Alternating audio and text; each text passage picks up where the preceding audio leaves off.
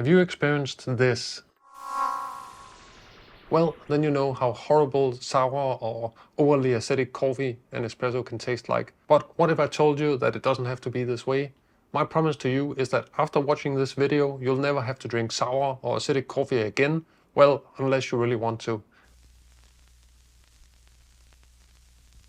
And I'm not gonna go into all that usual stuff about grinding finer, etc, etc. No, in this video I'll give you a completely different and much more radical way of understanding sourness and how to get rid of it, both when it comes to espresso, but also when it comes to drip coffee.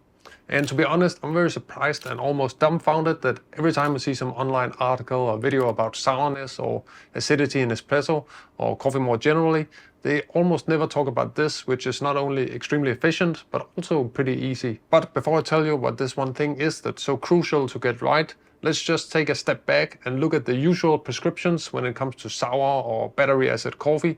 Usually we have a mix of suggestions like this: grinding finer, agitating more, using hotter water, brewing longer ratios. So to understand why people suggest this, we have to look at this one here, which is the brew control chart. The brew control chart says that coffee pretty much tastes ideal when the extraction is between 18 to 22% and the TDS is between 1.15 and 1.35. So to translate how that works into a more down-to-earth language, a TDS of 1.35 means that 1.35% of the coffee strength in the cup and the rest is water, so 98.65% is water. So it's actually quite easy to get 1.35% strength in the coffee because you can just use a couple of extra scoops and that's how it gets stronger. But then this is where the extraction percentage comes in, because the idea of the brew control chart is that you need a minimum of 18% extraction. So you're not increasing your extraction by using an extra scoop, you're just brute forcing the coffee content,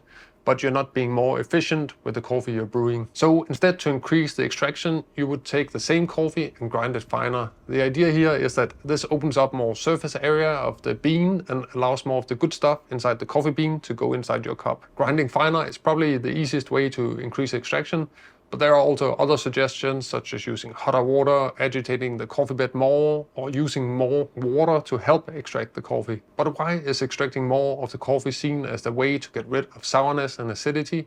Well, it's based on the premise that this zone here, the zone that used to be called underdeveloped, is where you get the sour or pretty acidic coffee flavors. And this idea is actually not complete nonsense. You do have a greater chance of getting sour and citrus-like flavors by being in this zone.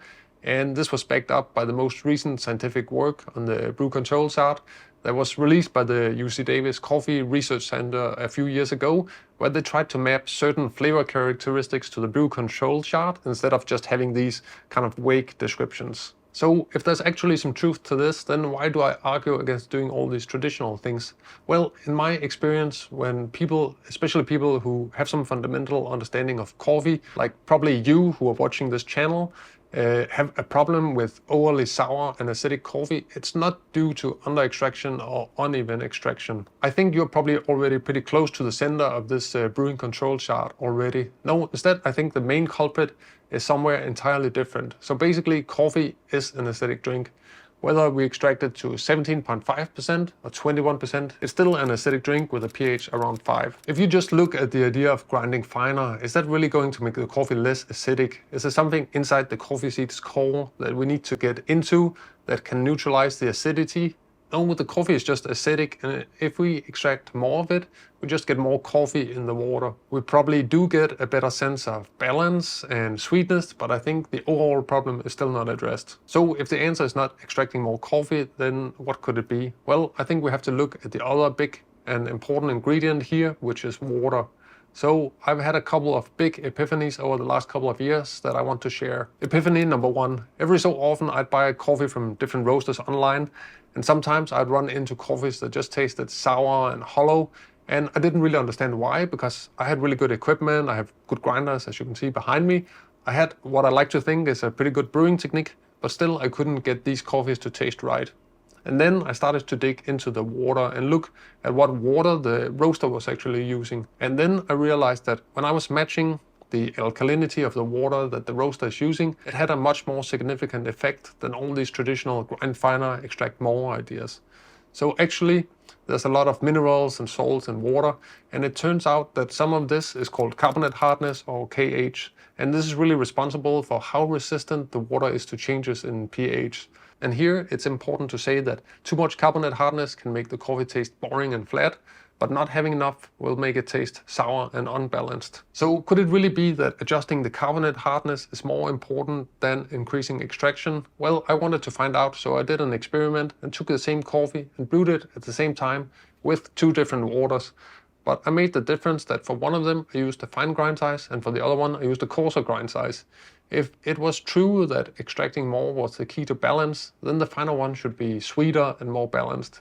But as you might have guessed, that was not the case. And the reason was that for one brew I used a carbonate hardness of 20 ppm, and the other one I used double the amount. And that's not to say that 40 carbonate hardness is better than 20.